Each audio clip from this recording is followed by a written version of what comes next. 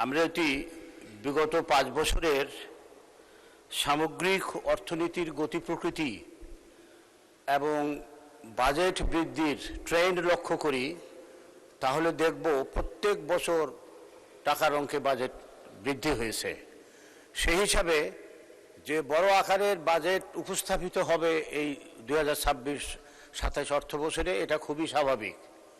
শুধু বড় আকারের বাজেট দেশের প্রান্তিক মানুষের জন্য কতটুকু কাজে লাগবে সেটাই হচ্ছে আমাদের প্রশ্ন। মাননীয় স্পিকার, এই বড় বাজেটের সুবিধা প্রান্তিক মানুষের কাছে পৌঁছানোর জন্য সরকারকে নিশ্চিত করতে হবে স্বচ্ছতা বাস্তবায়নের ক্ষেত্রে, স্বচ্ছতা, দুর্নীতি থাকবে না বাস্তবায়নের ক্ষেত্রে, এবং দক্ষতার সঙ্গে বাজেট বাস্তবায়ন করতে হবে। এটা নিয়ে দেশের মানুষ উদ্বিগ্ন যে এই প্রস্তুতি বা এই কতটুকু আছে সরকারের, বা বাজেটের কি গাইডলাইন আছে। মাননীয় স্পিকার, আপাতত দৃষ্টিতে শিক্ষা, স্বাস্থ্য এবং সামাজিক নিরাপত্তা বেষ্টনীর আওতা বৃদ্ধির জন্য বাজেটের অঙ্কের দিক থেকে বৃদ্ধি করা হয়েছে। মাননীয় স্পিকার, গত সপ্তাহে আমরা এই সংসদে মাননীয় শিক্ষামন্ত্রীর কাছে একটা বিবৃতি শুনেছি। তার বিবৃতি অনুযায়ী হাজার হাজার মামলা জটে আমাদের শিক্ষা ব্যবস্থা আজকে জর্জরিত।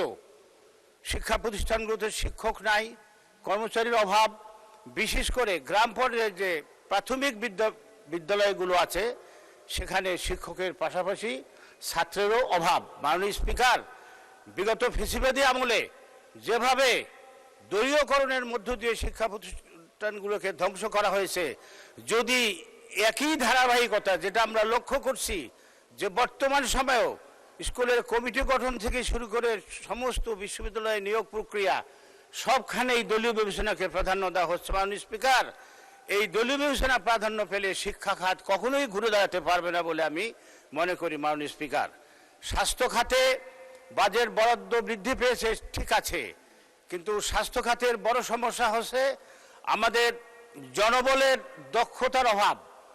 হাসপাতালগুলোতে যন্ত্রপাতি নাই, সরকারি হাসপাতালে টেস্ট হয় না, টেস্ট করাতে হয় বাইরে ক্লিনিকে যেয়ে। কাজে এ ব্যাপারে বাজেটে সুস্পষ্ট কোনো দিক নির্দেশনা পাওয়া যায় না যে কিভাবে এই অবস্থা থেকে আমরা মুক্তি পাব। মাননীয় স্পিকার, আমি সামরিক বাহিনীর সদস্য হিসাবে সামরিক খাতের ব্যয় নিয়ে একটু কথা বলতে চাই। মাননীয় স্পিকার, আমরা যদি বিগত কয়েক বছরের বাজেট পর্যালোচনা করি, দেখা যাচ্ছে যে বিগত বছরে 2025-26 অর্থ বছরে বাজেট বরাদ্দের শতকরা হিসেবে 6.31% বরাদ্দ ছিল।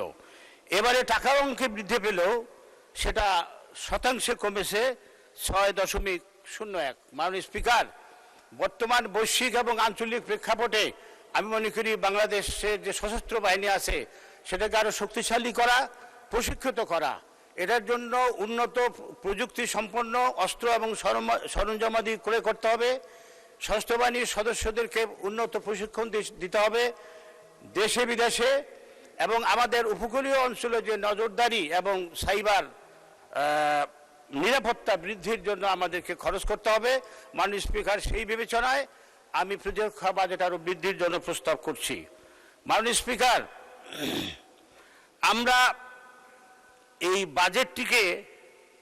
বাজেটের পরিসর বৃদ্ধি করার জন্য ক্ষুদ্র ও ফুটপাতের ব্যবসায়ীদের উপরে কর আরোপ করা হয়েছে এবং তাদের জন্য টিন সার্টিফিকেট বাধ্যতামূলক করা হয়েছে। মাননীয় স্পিকার, আমরা সকলেই জানি বড় বড় ঋণ খেলাপিদেরকে ছাড় দিয়ে এই ক্ষুদ্র ব্যবসায়ীদের উপরে যদি করের বোঝা চাপিয়ে দেওয়া হয় সেটা কতটুকু সুফল দিতে পারবে জাতি সেটা জানতে চায়। মাননীয় স্পিকার, ভ্যাট হচ্ছে একটি রিগ্রেসিভ কর। আমাদের রাজস্ব খাতের প্রধান উৎস হচ্ছে ভ্যাট। এই ভ্যাটের প্রভাব সমানভাবে ধনী এবং দরিদ্রের উপরে পড়ে। মাননীয় স্পিকার, কিন্তু এটার দ্বারা সবচেয়ে বেশি ক্ষতিগ্রস্ত হয় আমাদের দেশের সাধারণ মানুষ, দরিদ্র শ্রেণীর মানুষ। মাননীয় স্পিকার, এই বাজেটে মধ্যবিত্ত এবং নিম্ন আয়ের মানুষের জন্য খুব একটা ভালো খবর নাই। মাননীয় স্পিকার, লক্ষ্যমাত্রা পূরণের জন্য বিভিন্ন ধরনের ভ্যাট এবং শুল্ক আরোপ করা হবে। এবং ব্যবসায়ীরা করবে কি, সেটাকে পণ্যের উপরে চাপিয়ে দিয়ে মূল্য বৃদ্ধি হবে।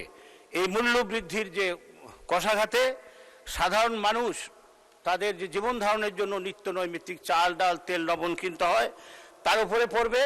একই সঙ্গে শিক্ষা এবং স্বাস্থ্য খাতেও এই ভ্যাট এবং করের প্রভাব পড়বে। মাননীয় স্পিকার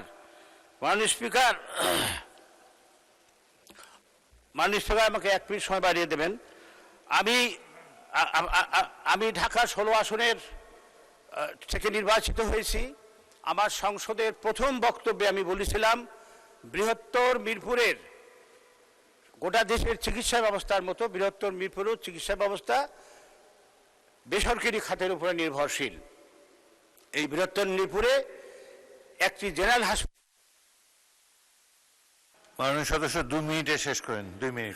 জি মাননীয় স্পিকার, আমাদের যে স্বাস্থ্য ব্যবস্থা সেটা এখনো প্রায় 80% নির্ভরশীল বেসরকারি খাতের উপরে, এবং বেসরকারি যে চিকিৎসা ব্যবস্থা ক্লিনিক এবং হাসপাতালগুলো সেগুলো খুবই ব্যয়বহুল।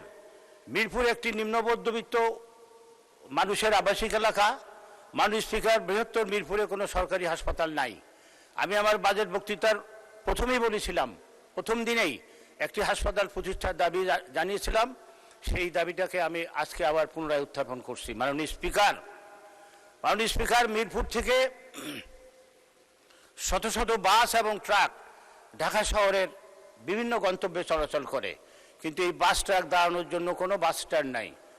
মাননীয় স্পিকার, সম্প্রতি আমরা জেনেছি মাননীয় প্রধানমন্ত্রী ঢাকা শহরের বড় বড় বাস স্ট্যান্ডগুলোকে ঢাকা শহরের বাইরে নেওয়ার জন্য নির্দেশ দিয়েছেন। সেটি একটি সমাধান হতে পারে, বাট আমরা একটি বিকল্প চিন্তাও করতে পারি। মাননীয় স্পিকার, আমরা এগুলোকে বহুতল বিশিষ্ট যদি স্ট্যান্ড হিসাবে আমরা নির্মাণ করতে পারি, আমার মনে হয় আমাদের সমস্যা অনেকটা সমাধান হবে। বিশেষ করে আমি আমার পল্লব এলাকার জন্য এই বাস ট্রাকগুলোর পার্কিংয়ের জন্য আমি একটি বহুতল বিশিষ্ট পার্কিংয়ের দাবি করছি। মাননীয় স্পিকার, আমি এর পূর্বেও বলেছি, আবারও বলছি, সারা দেশের মতো আমার আসনে মাদকের ব্যাপক প্রভাব।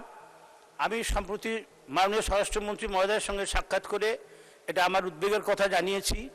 আমি আশা করছি দেশব্যাপী যাতে এই মাদকের বিস্তার রোধ করা যায় এবং যুব সমাজকে ধ্বংসের পথ থেকে ফিরিয়ে আনা যায়, এই পদক্ষেপ সরকার গ্রহণ করবে। মাননীয় স্পিকার, আপনাকে ধন্যবাদ আমাকে সময় বাড়িয়ে দেওয়ার জন্য। ধন্যবাদ। আসসালামু আলাইকুম।